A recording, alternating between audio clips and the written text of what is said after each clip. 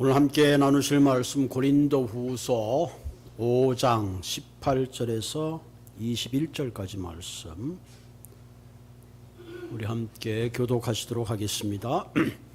모든 것이 하나님께로서 났으며 그가 그리스도로 말미암아 우리를 자기와 화목하게 하시고 또 우리에게 화목하게 하는 직분을 주셨으니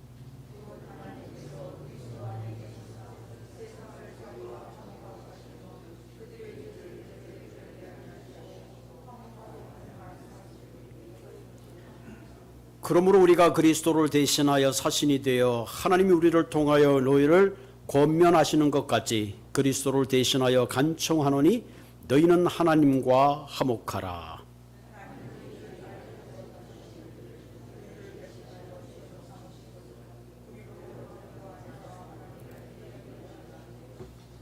아멘. 이 시간에 우리 은혜라는 찬양이 있어서 한번 같이 클립을 보도록 하겠습니다.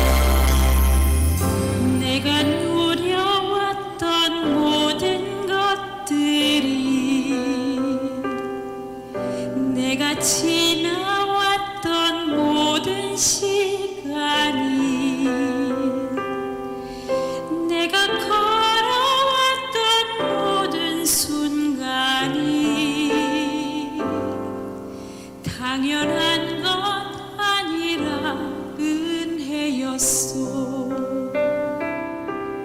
아침 해가 뜨고 저녁에 노을 봄의 꽃향기와 가을의 열매 변하는 계절의 모든 순간이 당연한 것 아니라 은혜였소.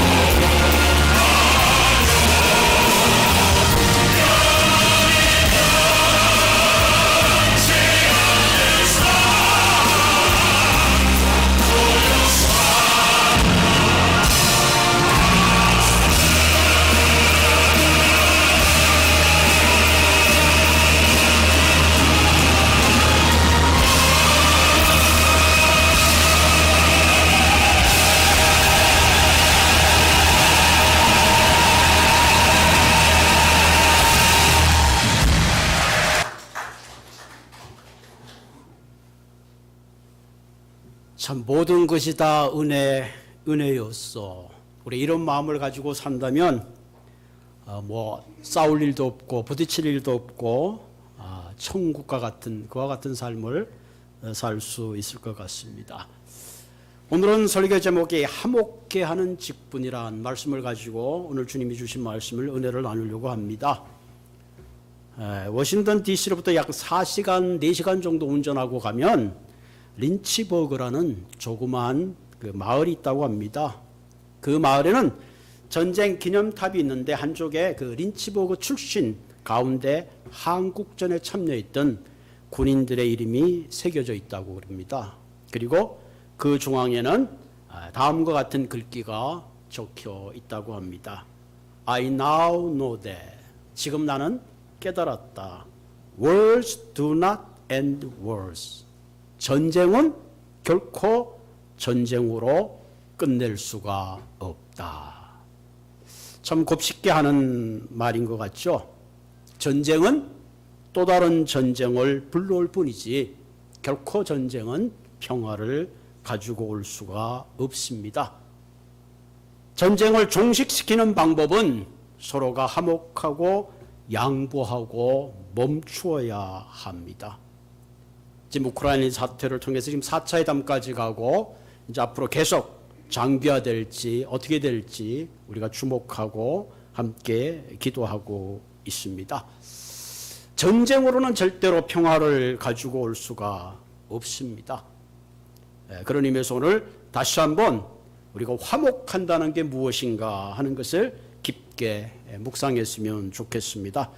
오늘 본문에 보면 이 화목이라는 단어가 5번이나 반복이 되죠. 그래서 오늘 본문의 중요한 결론적으로 말씀을 드리면 모든 인생의 전쟁과 분쟁을 끝내기 위해서는 오늘 본문에 먼저 하나님과 화목하라. 인류의 싸움과 분쟁과 다툼의 시작은 하나님과 화목되지 못한 데부터 시작된 거죠. 창세기에 보면 하나님을 거역한 인간으로부터 에덴 동산을 상실하는 순간부터 그때부터 가인과 아벨은 같은 배에서 태어난 형제지만 살인자로 변하고 말았습니다. 그러면서 우리가 진정한 화목과 평화를 위해서는 먼저 우리가 하나님과 화목해야 합니다. 우리가 하나님과 화목하는 것으로 끝나는 것이 아니라 이제는 세상과 하나님을 화목하게 해야 합니다. 오늘 본문에 보면 바울은 그 화목케 하는 직분을 바로 고린도 교인 너희들에게 주었다. 그렇게 선언하고 있습니다. 1968년에 미국에는 두 가지 큰 사건이 있었는데 우리가 잘 아는 대로 마틴 루터 킹 주니어 목사님의 암살 사건이 있었습니다. 그래서 곳곳에 큰 폭동이 일어났고요. 똑같은 시기에 7월에 로버트 케네디가 상원 의원이 암살되었습니다. 그로 해서 미국의 곳곳에 큰 폭동과 충돌이 일어났고 많은 사람들이 절망 가운데 있었습니다. 그때 우리가 잘 아는 폴 사이먼이라는 가수가 자기가 있던 그곳에서 1969년에 봄날의 강물을 바라보면 내가 그저 소용돌이 치는 강물에 다리가 될 수는 없을까 그런 생각을 하면서 세상을 노트해줬고 쓴 노래가 있죠. 1970년 그의 5집에 했던 Bridge of the Troubled Water 우리가 잘 아는 그런 노래입니다. 그 가사의 내용에 보면 다음과 같은 있죠. 당신이 지쳤을 때 때로는 작다고 느껴질 때 당신의 눈에 눈물이 고일 때 시련이 닥쳐올 때 내가 당신의 편이 되어주고 내가 당신의 다리가 되어줄게. 그런데 불행하게도 이와 같은 좋은 가사를 썼음에도 불구하고 폴 사이먼과 가펑글은 제5집에 이 노래를 발표하고 서로 좀 결별하는 그런 안타까운 사건이 생겼죠. 실제로 폴 사이먼은 침례교 출신 교인입니다. 교회에서 찬양 가운데 영감을 받아서 이와 같은 아름다운 그런 가사를 지었죠. 그런 의미에서 이 크리스찬의 본질은 우리가 이 땅에 살면서 험한 세상의 다리가 되는 그런 역할을 해야 된다 하는 거죠. 여러분, 다리의 특징은 뭐죠? 서로를 연결시켜 주는 거죠. 섬과 섬을 연결시켜주고 사람과 사람을 연결해서 소통하게 하는 겁니다. 하나님은 우리에게 하늘의 소망을 보여주시고 우리에게 모든 사람들의 다리가 되어 우리가 가지고 있는 천국의 소망을 나눠주기를 원하십니다. 오늘 이 시대를 살아가는 우리는 때로는 참 힘들 때가 너무 많습니다. 사실은 지금 우크라이나 사태만 생각해도 언제 전쟁이 끝날지 그것만 생각하면 가슴이 아픕니다. 최근에 또 가스값도 너무 올라가지고 정부에서 돈을 준다고는 하지만 아마 7월 달쯤에 여러분들 가정에 체크가 올지 몰라요. 또 아시안들이 갑자기 가던 분을 이렇게 막 린치를 하고 구타를 하는 그런 그 인종차별. 이런 것들이 크게 작게는 우리의 가정에도 작은 풍랑을 일게 만들고 이런 어려운 상황 속에 과연 우리들이 해야 되는 역할이 무엇인가 하는 것을 생각하게 됩니다. 그냥 구경만 하고 무엇이 잘못됐다 지적만 할 것이 아니라 정말 무관심하게 세상에 단절된 우리만의 어떤 그 기도의 자리만 찾아갈 것이 아니라 정말로 이럴 때 예수 믿는 우리가 이 땅에 어떤 역할을 해야 되는가 하는 것을 우리가 다시 한번 생각하게 하는 그런 말씀입니다. 오늘 본문에 우리가 이 땅을 살면서 그리스도인으로서 어떤 역할을 하고 어떤 사명을 가지고 살아야 되는가 하는 것을 아주 분명하게 이야기하고 있습니다. 본문 20절에 보면 그러므로 우리가 그리스도를 대신하여 사신이 되었다. 굉장한 말이죠. 그리스도를 대신해서 사신이 되었다. 여러분 지금 옛날에 뭐 군주에 썼던 그런 말이지만 이 사신이란 말은 한 나라를 대표해서 보내는 거죠. 지금으로 말하면 대사라 그러죠. 대통령의 권한을 가지고 그 사람을 임명해 가지고 다른 나라에 대신 대통령의 입장을 말하도록 이렇게 보내는 거. 그것이 바로 대사죠. 그런 걸 보면 우리는 그리스도를 대신하여 사신이 됐단 말은 그리스도의 뜻을 전하는 대사다 하는 그런 얘기입니다. 굉장하죠. 요한복음 20장 21절이면 아버지께서 나를 보낸 것 같이 내가 너희를 보내노라. 와, 아버지께서 나를 보낸 것 같이 내가 너희를 보내노라. 예수님께서 제자들에게 하신 말씀이죠. 동시에 예수님을 따르는 모든 이들을 향하여 하신 그런 말씀입니다. 내가 너희를 보낸다고 하시면서 예수님은 항상 세 가지를 제자들에게 얘기했어요. 첫째는 오라. 내가 너희를 세상에 보내기 전에 너희들은 내게 오라는 거죠. 수고하고 무거운 짐진들아 다 내게로 오라. 목마른 자들아 내게 와서 물을 마시라. 너희가 먼저 나와 화목하게 하고 너희들의 가라앉은 영혼을 채우고 너희들의 무거운 짐을 내려놓아라. 그렇게 말씀하는 거죠. 두 번째 하시는 말씀은 뭐라 그랬죠? 내게 와서 배우라. 나의 멍에는 가볍고 그러니 너희들은 내게 와서 배워라. 그리고 나와 함께 있어라. 그렇게 말합니다. 주님과 함께 있음을 통해서 너희들이 이 세상의 다리가 될 수 있는 그 무엇인가를 우리가 채우고 배우게 되는 거죠. 그리고 세 번째 하시는 말씀 뭐예요? 가라. 너희는 온 천하에 가서 복음을 전파하라. 그러니까 그리스도를 대신하여 사신이 되었단 말은 한마디로 세상에 가서 내가 너희들이 복음을 전하라. 그렇게 말하는 거죠. 그런 입장에서 저와 여러분들은 이 시간에 다시 한번 내가 직장에 있든지 공장에 있든지 사무실에 있든지 어디에 있든지 내가 그리스도의 대사구나 하는 그런 자의식, 그런 정체성을 가지고 살아야 된다는 사실입니다. 그리스도를 대신하여 사신이 되었단 말은 그리스도의 뜻을 전하는 사람이죠. 그래서 마태복음 28장에 뭐라 그랬어요? 예수께서 나와 말씀하여 이르시되 하늘과 땅의 모든 권세를 내게 주었으니. 한 대통령이 어떤 나라에 공사나 대사로 가게 되면 굉장한 그 한 나라의 권세를 가지고 가죠. 그 나라에서 함부로 하지 못합니다. 면책의 특권을 받게 되잖아요. 그러므로 너희는 가서 모든 민족을 제자를 삼아 아버지와 아들과 성령의 이름으로 세례를 베풀고 내가 너에게 분부한 모든 것을 가르쳐 지켜라. 볼지어다 내가 세상 끝날까지 너희와 항상 함께 있으리라. 우리를 세상의 그리스도의 대사로 우리를 파송하지만 그냥 파송하고 끝나는 것이 아니라 주님이 약속하십니다. 내가 너희와 항상 함께 있겠다. 우리는 약하죠. 우리 힘으로 대사임을 감당할 수 없어요. 그러나 오늘 성경에 보면 하늘과 땅의 권세를 우리에게 주시고 내가 너희와 항상 함께 있다. 그렇게 약속해 주시는 거예요. 내가 너를 지켜주겠다. 보호해 주겠다. 그런 말씀을 하고 있는 거죠.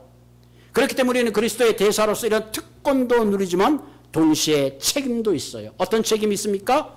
내가 그리스도의 대사로서 그리스도를 대표하는 책무가 있는 거죠. 다시 말하면 나를 통해서 하나님의 나라를 보여줄 수 있어야 된다는 거죠. 나를 통해서 그리스도를 전달해야 되는 그런 책임이 있다는 거죠.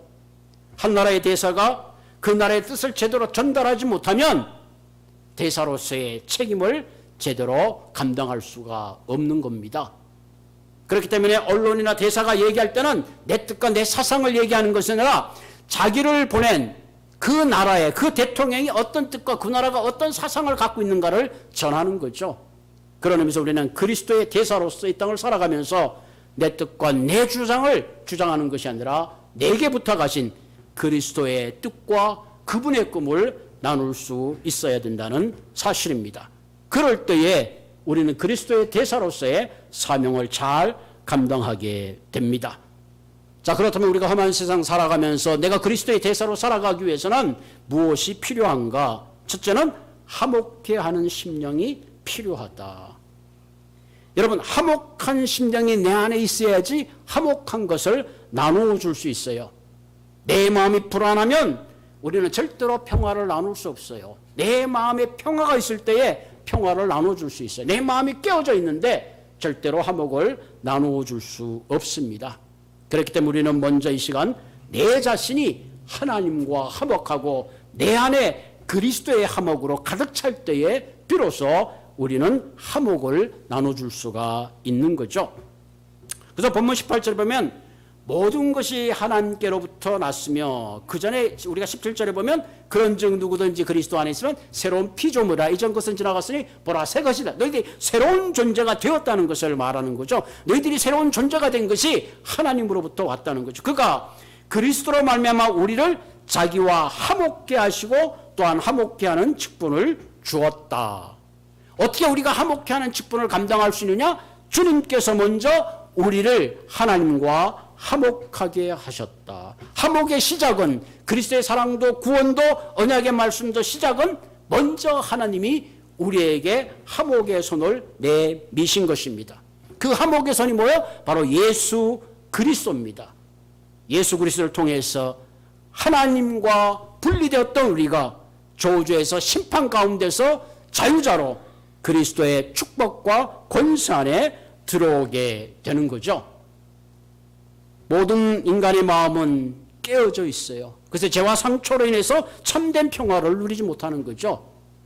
여러분, 오늘 행복한 가정이 깨어진 이유는 물질이 없어서도 아니고 환경이 문제가 있어서도 아니라 제일 중요한 건 뭐예요? 우리들의 마음이 흩어지고 깨어져 있기 때문에 그렇습니다. 깨어진 마음을 회복하는 길은 먼저 하나님과 화목해야 합니다. 아무리 좋은 것을 보고 아무리 좋은 것을 먹어도 마음에 평화가 없으면 아무 소용이 없는 거죠. 2020년 원래 2년 전이네요. 6월 23일 날 헐리우드의 거물이 된 스티브 빅이라는 사람이 55세입니다. LA 27층 아파트에서 초신해서 죽었습니다. 이분은 미국 뉴욕 부동산 개발업자인 할아버지로부터 무려 6억 달러의 상속 재산을 받았어요. 전 모르겠어요. 6억 달러가 얼마인지 100%는 알겠는데 6억 달러의 재산을 받았어요.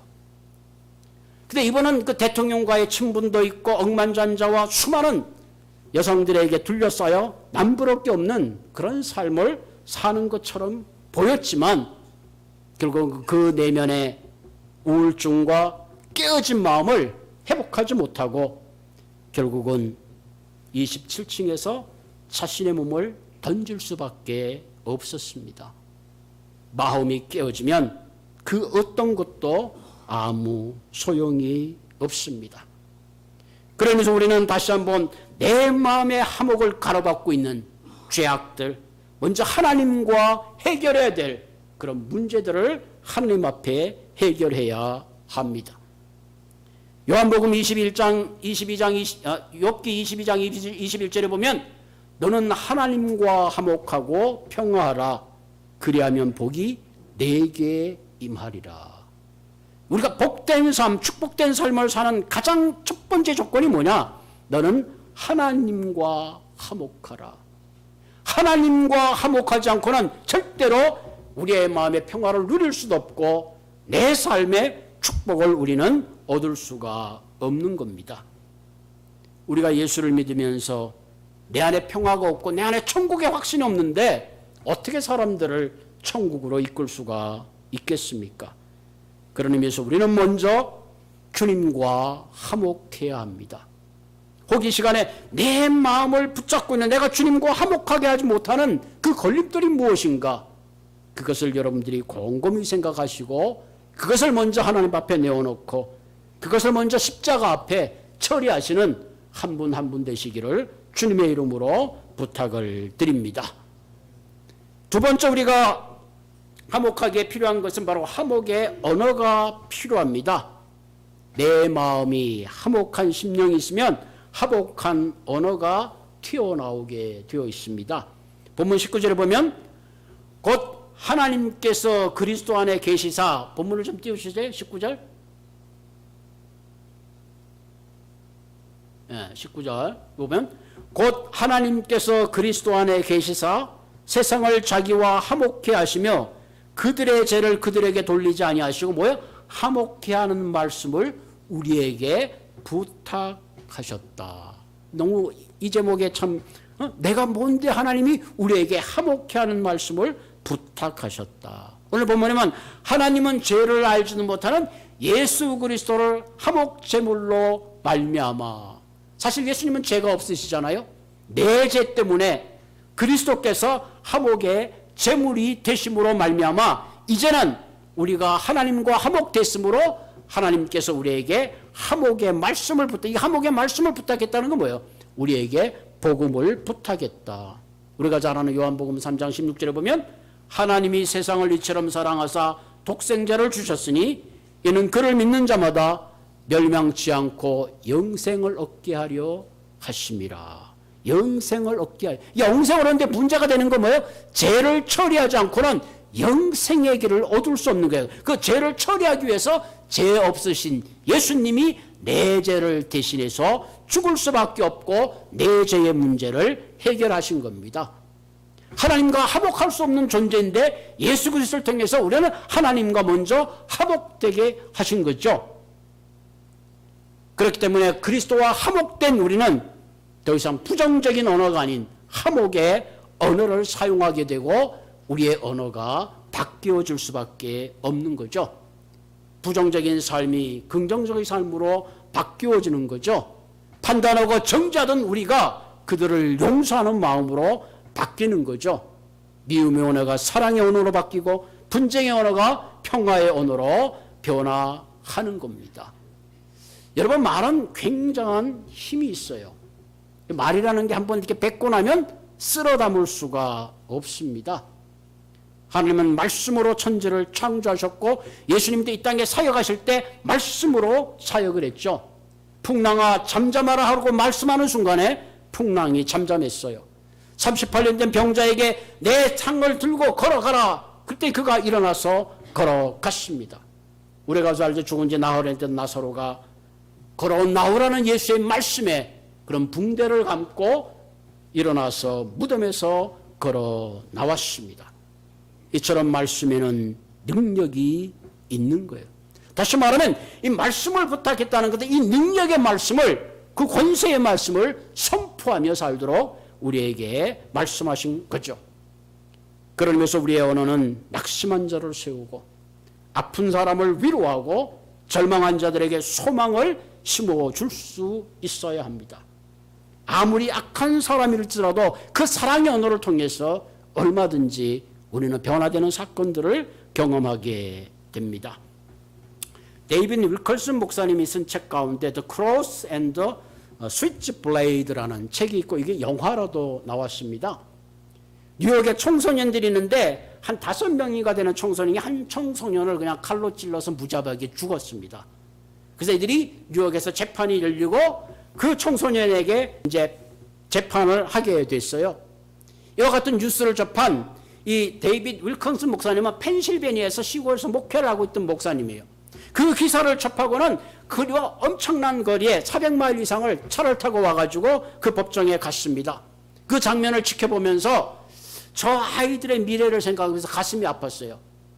내가 저 아이들에게 어떻게 소망을 줄 수 있을까? 그런 고민하다가 그 펜실베니아에 자기의 목회를 그만두고 뉴욕 할렘가로 왔어요. 그리고 거기서 마약 중독자, 알코올 중독자, 버려진 그 아이들을 위해서 사역을 하기를 시작했습니다. 그 사역하는 가운데 거기에 그 마오마오라는 깽단의 두목이 있어요. 니끼라는.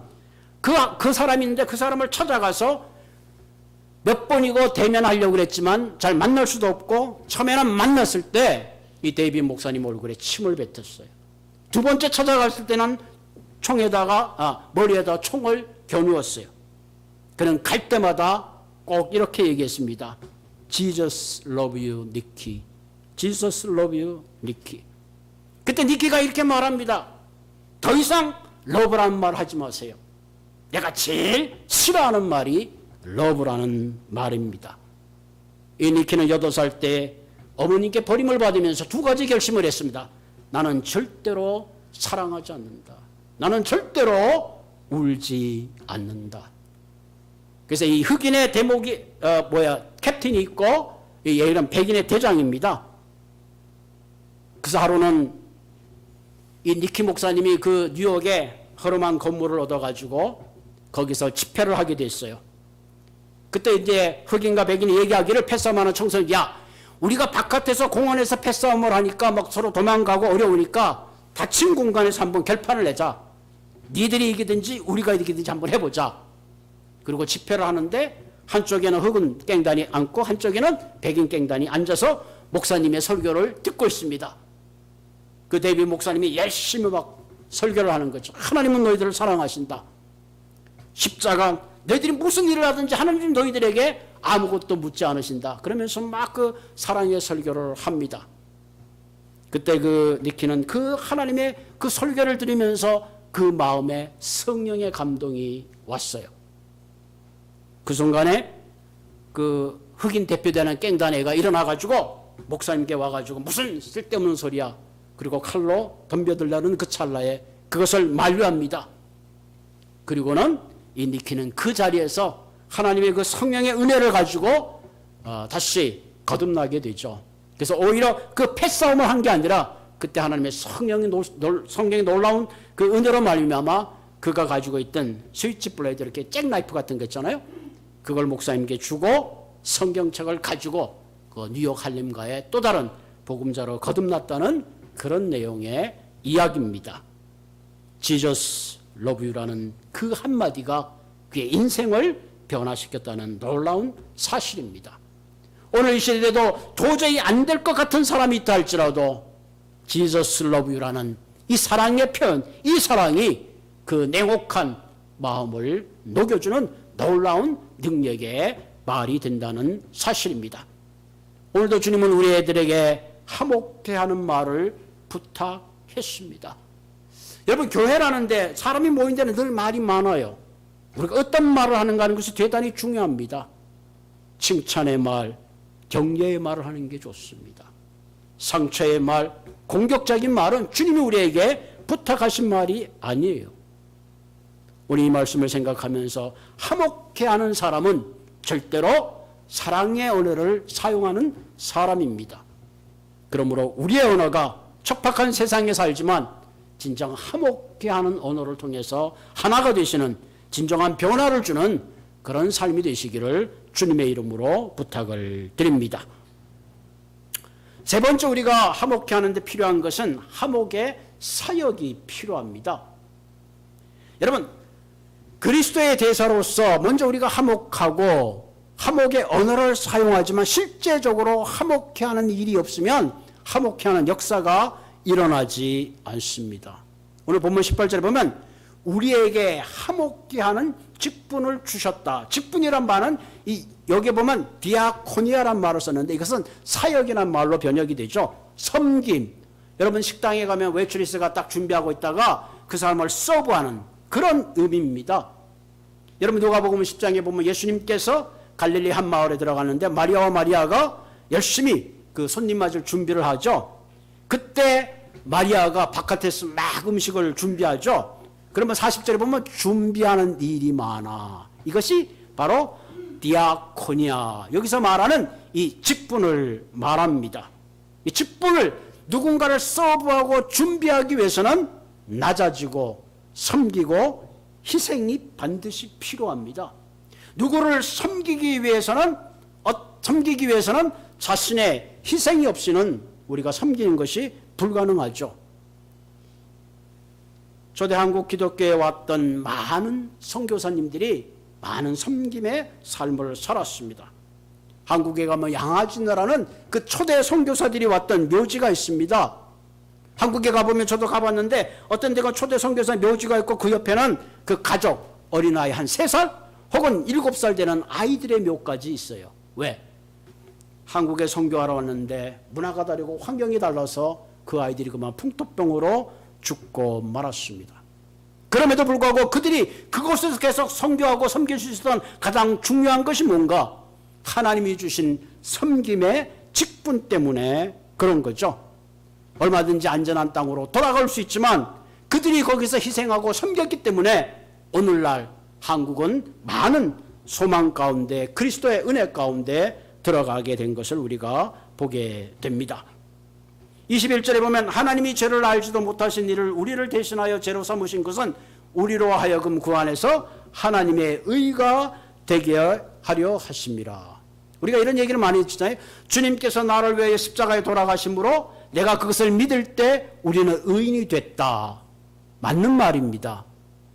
그런 중요한 건 뭐냐면 자, 예수님이 나를 위해서 십자가에 돌아가시고 내 죄를 사해 주심으로 말미암아 내가 죄에서 죄인이 아니라 의인이 됐다 하면 중요한 건 뭐예요? 이제는 의인된 것처럼 살아야 된다 하는 거죠. 여기서 말한 건 그 안에서 하나님의 의가 됐다는 말은 단순한 의인이 됐다는 것으로 선언하는 것이 아니라 좀 더 본문의 뜻은 하나님이 인정하는 사역의 활동, 사역의 열매, 사역의 직분을 말하는 겁니다. 야고보서 2장 21절에 보면 우리의 조상 아브라함이 그의 아들 이삭을 제단에 바칠 때에 행함으로 의롭다 하심을 받은 것이 아니라 믿음으로 의롭다 함을 받았다. 이 두 가지 생각을 하게 되죠. 우리가 먼저 아브라함은 하나님의 약속을 받을 때에 그 약속을 먼저 믿음으로 리스판스 했습니다. 그 다음에 중요한 건 뭐예요? 그의 아들 이삭을 바침으로 행함으로 의롭다 함으로 퍼즐을 맞췄어요. 다시 동전의 양면과 같죠. 우리가 예수를 믿으면서 굉장히 중요한 것은 하나님이 내 죄를 용서해서 내가 의롭게 된 사실을 믿고 아멘 하는데 문제는 아브라함처럼 갈대아 우르에서 하란을 떠나고 자신의 독생자를 죽기까지 하는 그리스도께서 인정하시는 의로운 삶의 그 자리에 나가지 못하고 있다는 사실입니다. 오늘 기독교에 힘을 잃어가는 이유가 거기에 있어요. 아, 내가 구원을 받았다, 내가 의로운 사람이 되었다는 하나님의 놀라운 은혜는 내가 확인을 하는데 진정 내 삶이 의로운 삶으로 하나님이 인정하는 삶으로 가지 못하고 있다는 것이 가장 큰 문제입니다. 여러분 초대교회에 보면 이 바울은 이런 이 화목의 영역을 이어나가고 그 직분을 잘 감당했어요. 특별히 베드로가 가이사랴에 살고 있는 고넬료의 집을 방문합니다. 그때 유대인이 이방 집을 방문한다는 것은 있을 수 없는 얘기죠. 이 베드로가 가이사라는 그 이방인의 집을 방문함으로 말미암아 극단적인 이방인과의 극단적인 민족적 감정을 넘어서게 하는 화목케 하는 다리의 역할을 했습니다. 바울도 보면 우리가 잘 알죠. 이 오네시모와 빌레몬의 관계를 회복시켰죠. 이 오네시모는 빌레몬의 노예입니다. 오네시모가 도망을 갔어요. 바울이 빌레몬에게 편지를 썼죠. 얘를 용서해줘라. 그리고 다시 말하면 이 종과 주인의 신분의 장벽을 넘어서게 한 것을 우리가 볼 수 있습니다. 오늘은 이 화목제 사역을 통해서 가장 중요한 것은 무엇보다도 인종의 문제를 넘어서야 됩니다. 빈부의 격차를 넘어서고 신분의 세습의 문제를 넘어서고 좌파 우파의 문제를 넘어설 수 있는 그리스도 안에서 진정한 의의 사역을 감당해야 한다는 사실입니다. 여러분, 오늘 이 땅에 많은 사람들이 외형적으로 모든 것을 갖춘 것 같지만 사실은 하나님과 단절된 상태로 살아가는 사람들이 너무너무 많습니다.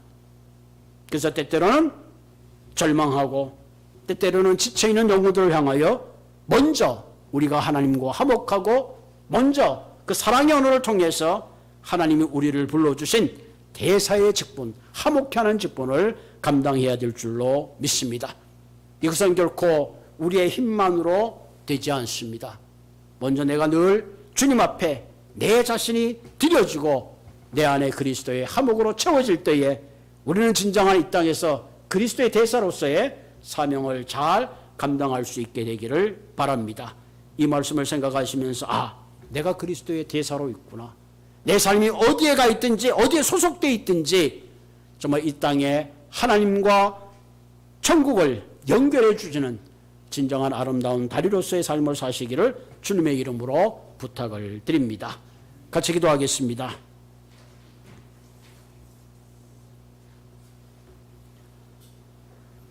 살아계신 하나님,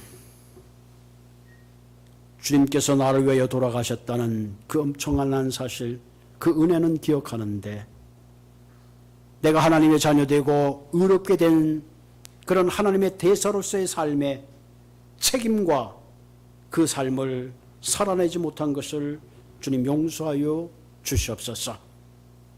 무엇보다 이 시간 우리 한 사람 한 사람 주님과 먼저 화목하게 하여 주옵소서. 주님과 나를 가로막고 있는 혹 죄하라든가 내가 끊어내지 못한 게 있다면 이 시간에 성령께서 끊어내게 하시고 먼저 주님과 화목하는 저희들 되게 하여 주옵소서. 또한 주님께서 우리에게 화목케 하는 직분을 허락하여 주셨사오니 하나님, 우리가 이 땅을 살아가면서 주님께서 맡기신 그 아름다운 직분을 잘 감당할 수 있도록 주께서 능력을 더하여 주옵소서. 이 시간 하나님, 우리의 깨어진 마음을 주께서 다시 한번 어루만져 주시고 새롭게 하여 주시고 우리의 사명 다하는 그날 이 땅에 정말로 그리스도의 대사로서의 사명을 잘 감당하는 우리 모두가 되게 하여 주옵소서. 예수님의 이름으로 감사하며 기도드리옵나이다. 아멘.